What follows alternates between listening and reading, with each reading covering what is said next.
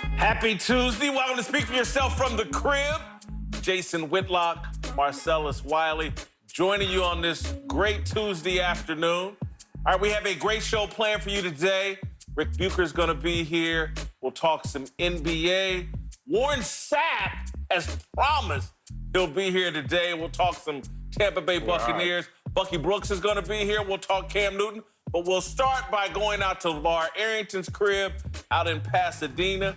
And we'll start with a conversation brought to you by Popeye's Chicken Sandwich, today's Whitlock. We'll start today with a conversation about Drew Brees and the NFL, the Hall of Fame, put out its 2010 All-Decade team, and Drew Brees was not one of the members. Only 2 quarterbacks selected to the team. Tom Brady, of course, a no-brainer. He's won too many Super Bowls. He is the GOAT. But Aaron Rodgers edged out Drew Brees for the second quarterback position. And to some people's mind, this is controversial. I'm not so sure. Yes, Drew Brees threw for more yards than Aaron Rodgers, threw for more touchdowns over the last 10 years. But Aaron Rodgers has 2 MVP trophies. Aaron Rodgers has a Super Bowl appearance in the last 10 years. Drew Brees doesn't have a Super Bowl appearance, doesn't have an MVP. But more than anything, rather than people being upset that Drew Brees should be on the All-Decade team ahead of Aaron Rodgers, they need to look at the non-pass interference call in the NFC Championship game just 2 years ago. That's the reason Drew Brees isn't on this All-Decade team more than anything. If they advance to that Super Bowl, and perhaps if they win that Super Bowl, then Drew Brees does become the second quarterback on the All-Decade team. I think this non-call here, which I don't have a big problem with, but a lot of people do, I think the non-call in the NFC Championship game is the culprit here in why Drew Brees isn't on the All-Decade team. All right, let's turn it over to Marcellus Wiley.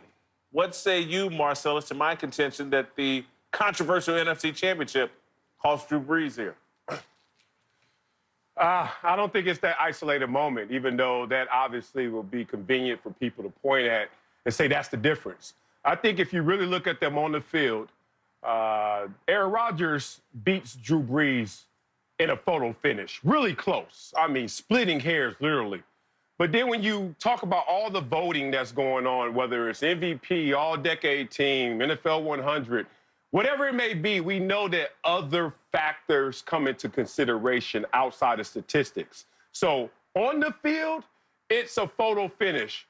Off the field, I think Aaron Rodgers and his star power actually beats Drew Brees by a couple lengths. Let's talk about Aaron Rodgers when he walks in a room with Drew Brees. You're sitting at the head table, and you say, oh, Aaron Rodgers is here, and Drew Brees. We know which one gets more fanfare, and I think that is a part of this consideration. So there's no slight to Drew Brees, okay? You're the 3rd best quarterback of this decade. Look, that's like being the 4th place finisher in the Olympics. You can walk around the world and say, hey, I'm 4th fastest in the world, but you didn't get the necessary accolade to get on the medal stand. So I understand how that may feel, but it's no slight. Drew Brees comes up just a little short. And really, to go into some of the numbers, Aaron Rodgers, if you look at it, 5 of his 6 best years were in this decade. And then you talk about his worst years, 3 of his 4 worst years weren't in this decade. You can't trim that much fat off the resume of Aaron Rodgers and him still being the most talented at the position ever and expect him to lose a nod to Drew Brees.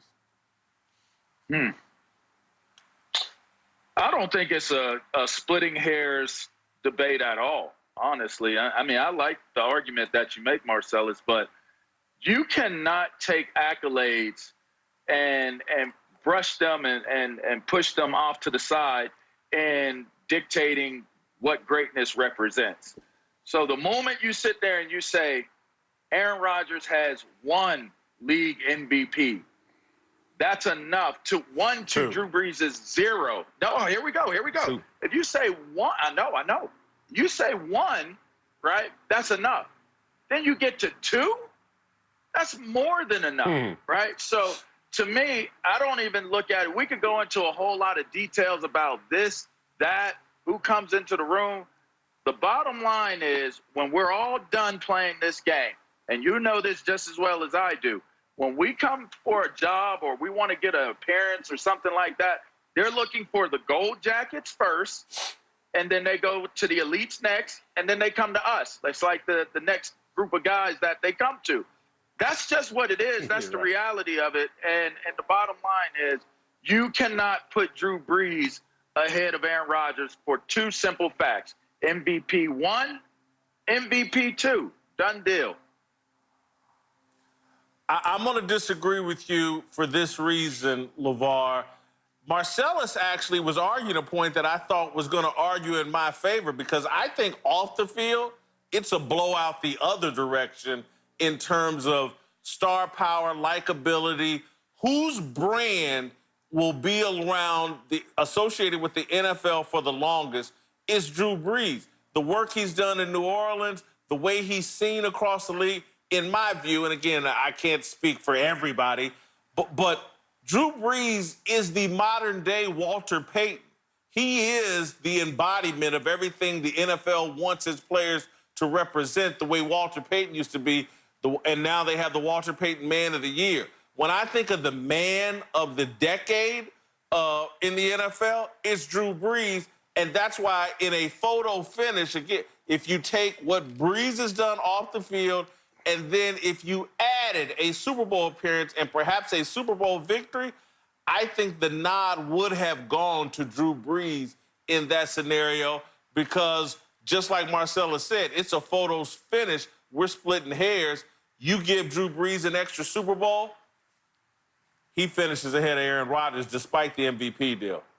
I think if it's off the field, you guys have a debate. Yeah, for me, man, I'll be real. I played with Drew and saw him get drafted, saw him have his early struggles and blossom into who he is right now. And Drew Brees, no doubt, in a comparison of Aaron Rodgers and Drew Brees, I would say Drew Brees is a better human. But he's not a greater star than Aaron Rodgers is. And that's just the way it is. It's almost matter of fact. If you watch all the montages, all the times that the NFL is mentioned on our network, other networks, whenever they're talking about the game of football, I'm really particular in this because I watch keenly to see what images they show, what faces, what people.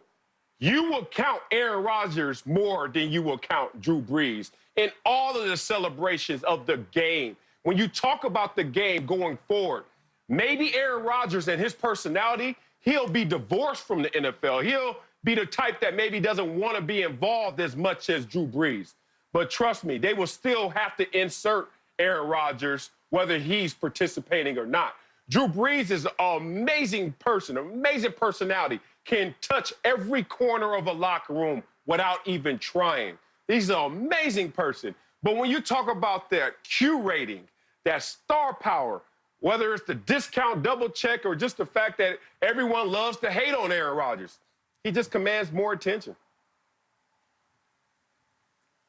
I just, for me, again, yeah, I gotta push back on both of you guys. I don't think that the blown call dictates this. I don't think that it's popularity off the field that dictates who ended up on this list of all-decade players. Again, you got to go back to the genesis of what you're doing in these moments. If you look at that list of guys, some of those guys don't have the cleanest track records, and I ain't going to go deep into that. So we were basing it off of certain things like that. Some of those people aren't on that list. So I think if you're purely keeping it on the field, again, if there's a person over here that's holding 2, 3, 4 gold medals, but maybe didn't win as many races as this guy over here during the course of their career, you cannot sit there and say, well, this guy over here won more races, but this guy, and they're better than this guy, even though this guy over here has 2, 3 gold medals. It just does not work that way. It's not logical, and that's the reason why Aaron Rodgers far and away is the guy for the decade team. All right, Drew Brees, definite Hall of Famer. We're going to move on. Thank you, LeVar. We're going to move on to another Hall of Famer, Warren Sapp. We're going to go down to Tampa and visit Warren Sapp in his crib. Speak for yourself. That segment was brought to you by Popeye.